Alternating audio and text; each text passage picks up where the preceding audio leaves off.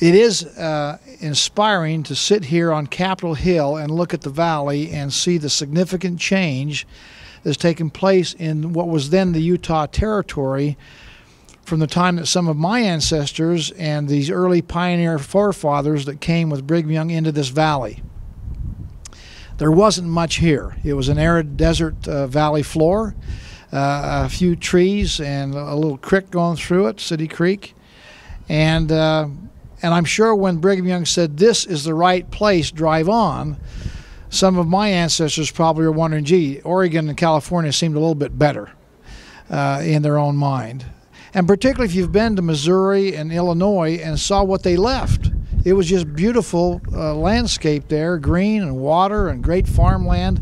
And to come here, I'm sure, was a challenge for them to understand and accept. But those founding fathers of our great state said, using a scripture found in Isaiah in the Old Testament, "We will make the desert blossom as a rose." And we see that literal fulfillment as we look here in this beautiful view here on Capitol Hill. Well, fast forward to 1914, and again, we're one of the few states, only 2 or 3, that did not have a Capitol building to do our government work. And our fathers at that time said we ought to have a building.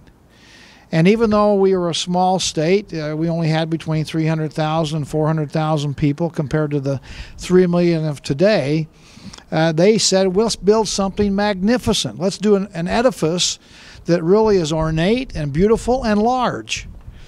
And as Governor Leavitt has said, it was not without controversy that people were doing something that was just a little bit bigger than what a lot of people thought should be done, appropriate at the time for a small state. And when they were challenged about that, Governor Spry says, hey, we're not building for today and what we are, we're building for what we can become tomorrow.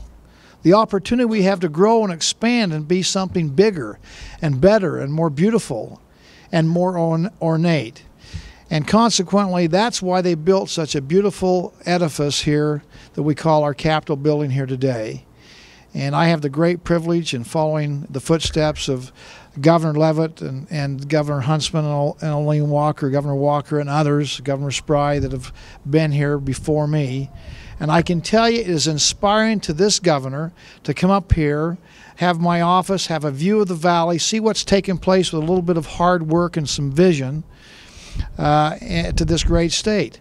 And I am humbled by those who said at the time, 100 years ago, we're not building for today, we're building for tomorrow.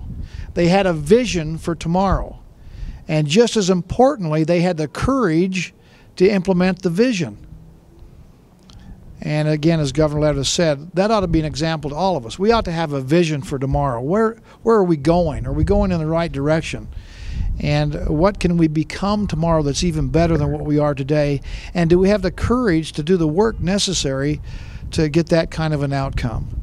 Well, I think the people of Utah do and are. And I think the state is well served because of our understanding of history of those who've gone before and have kind of made things better for us that appreciate that and are the beneficiaries today. Let's make sure that we have vision and courage so that those who come after us will be the beneficiaries of our vision and our courage going forward. So again, thank you for all. It's a great day to celebrate 100 years when we laid this cornerstone of this great edifice here. So with that, thank you very much. Thanks for being here.